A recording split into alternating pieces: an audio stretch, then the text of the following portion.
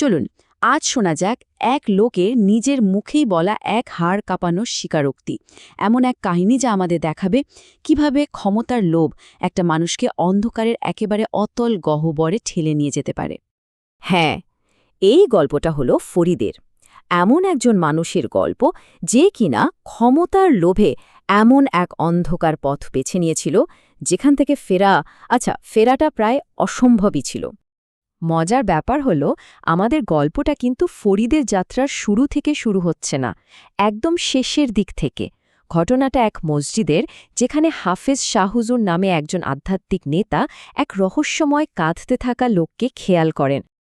টানা এক সপ্তাহ ধরে ওই একই লোক ফরিদ আসতেন ভোরে, দুঃখে একেবারে ভেঙে পড়া অবস্থায়। একসময় তিনি আর পারলেন না, ভেঙে পড়লেন। আর তখনই বেরিয়ে এলো অন্ধকার আর অনুশোচনায় ভরা এক জীবনের ভয়ানক কাহিনী। তো চলুন ফরিদের শুরুর দিনগুলোতে ফিরে যায়, কিভাবে সে এই অন্ধকার পথে পা বাড়াল। এর শুরুটা হয়েছিল আসলে তার বাবাকে দিয়ে, যিনি কিনা গ্রামের একজন বেশ নামকরা আর সম্মানিত কবিরাজ ছিলেন।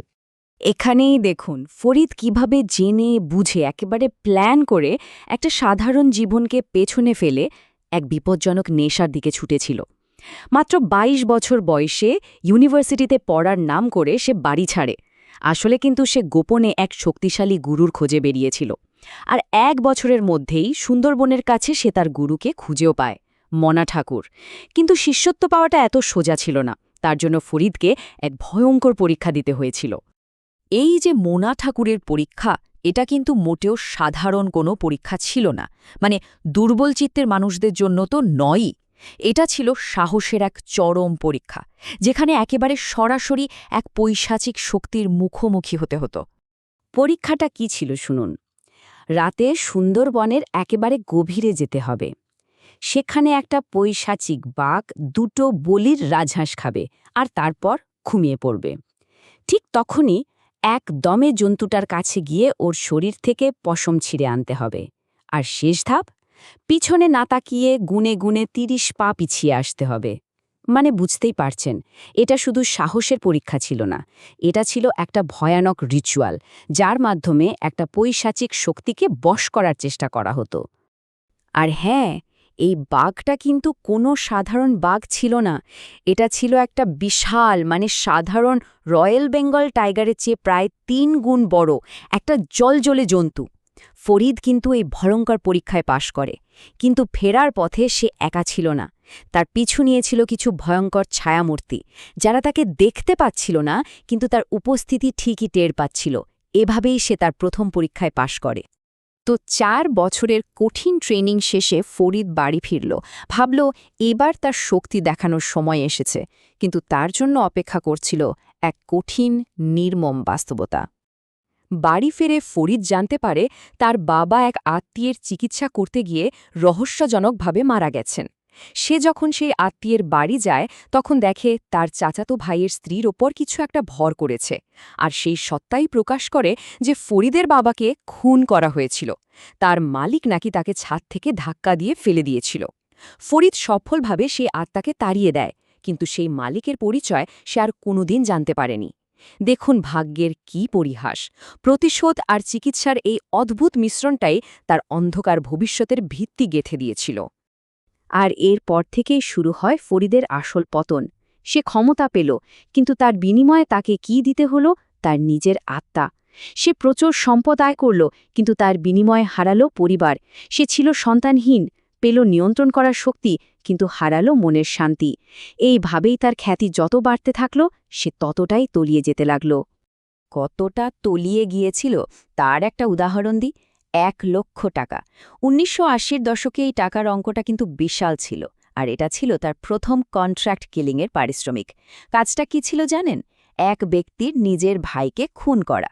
এই একটা কাজই তাকে খারাপ কাজের মাধ্যমে সম্পদ অর্জনের এক অন্ধকার পথে ঠেলে দিয়েছিল। এরপর তো বছর কেটে গেল। ফরিদের সম্পদ বাড়তে লাগল, আর তার সাথে পাল্লা দিয়ে বাড়তে লাগল তার কুখ্যাতি। একসময় তার কাছে এমন একটা কাজ এলো যা তার নিজের তৈরি করা মন্দ কাজের সীমাকেও ছাড়িয়ে গেল। সালটা 1995।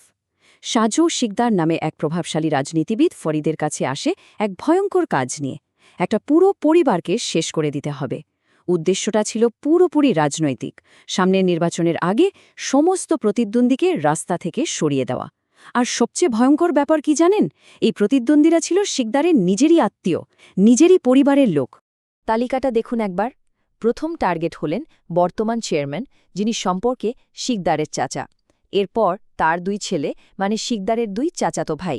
আর তারপর তাদের 3 ছেলে, মানে ফরিদকে দায়িত্ব দেয়া হলো মাত্র 3 মাসের মধ্যে একই বংশের 6 জন পুরুষ সদস্যকে শেষ করে ফেলার।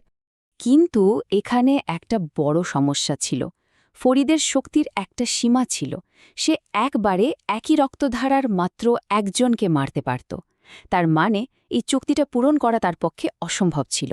সে একেবারে ফাঁদে পড়ে গিয়েছিল। এই ভয়ঙ্কর কাজটা করতে হলে তার আরও অনেক অনেক বেশি শক্তির প্রয়োজন ছিল।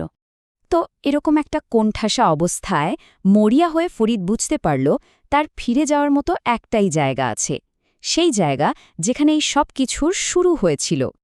ফরিদ আবার ফিরে গেল সেই সুন্দরবনে, তার গুরু মনা ঠাকুরের খোঁজে। কিন্তু গিয়ে দেখল মনা ঠাকুর এখন বৃদ্ধ, দুর্বল, প্রায় অন্ধ। যে মানুষটা তাকে এই অন্ধকার পথে এনেছিল, ফরিদ এখন তারই কাছে গিয়েছিল আরও বড় শয়তানি করার শক্তি চাইতে। ভাবা যায়? নিজেই সে বলেছিল, আমি একটা দানবে পরিণত হয়েছিলাম, আর এখন আমি সাহায্য চাইছিলাম সেই মানুষটার কাছে যে আমাকে তৈরি করেছে। জীবনের এই পর্যায়ে এসে কয়েক দশক ধরে পাপের সাগরে ডুবে থাকার পর এবার হয়তো বোঝা যাচ্ছে কেন সে মসজিদের কোণে বসে কাঁদছিল। হুজুরের কাছে বলা ফরিদের এই পুরো গল্পটা আসলে কি? এটা এমন একজন মানুষের স্বীকারোক্তি যে তার নিজের নেওয়া সিদ্ধান্তের জন্য চিরকাল হন্টেড, মানে অভিশপ্ত হয়ে আছে। ক্ষমতার জন্য তার এই যাত্রা তাকে এমন এক শেষ রাস্তায় এনে দাঁড় করিয়েছিল যেখানে শুধু অপরাধবোধ আর যন্ত্রণায় ভরা একটা আত্মা ছাড়া তার আর কিছুই বাকি ছিল না। আসলে ফরিদের এই গল্পটা আমাদের অনেক কিছু শেখায়, যেমন নৈতিকতা ছাড়া উচ্চাকাঙ্ক্ষা কিভাবে নিজের ধ্বংসের কারণ হতে পারে। নিষিদ্ধ জ্ঞান অর্জনের জন্য প্রায়শই একটা ভয়ঙ্কর দাম দিতে হয়, আর ছোট ছোট ভুল সিদ্ধান্ত বা আপোষ একটা সময় মানুষকে পুরোপুরি নষ্ট করে দেয়। অনুশোচনা হয়তো আসে, কিন্তু আমাদের কাজের ফল প্রায় সময়ই এড়ানো যায় না। সবশেষে একটাই প্রশ্ন থেকে যায়, একটা জীবন যা পুরোটাই পরিকল্পিতভাবে খারাপ কাজ করে কাটানো হয়েছে, তারপর কি সত্যিকারের মুক্তি পাওয়া আদৌ সম্ভব? এই প্রশ্নটাই ফরিদের স্বীকারোক্তিকে ঘিরে রেখেছে। এমন একটা প্রশ্ন জানিয়ে ফরিদ তো বটেই, আমরাও হয়তো ভাবতে থাকব।